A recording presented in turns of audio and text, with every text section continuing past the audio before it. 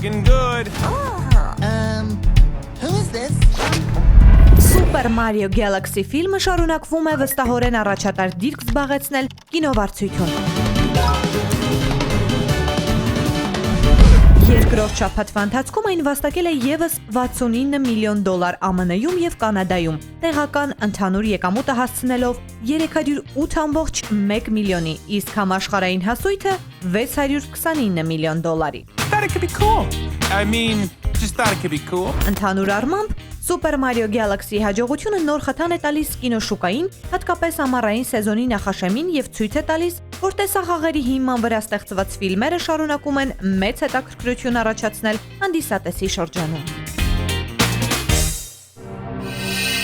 Բաժանորդագրվեք Armat Media-ի ալիքներին սոցցանցերում։ Հետևեք մեզ նաև Armat Media AM կայքում։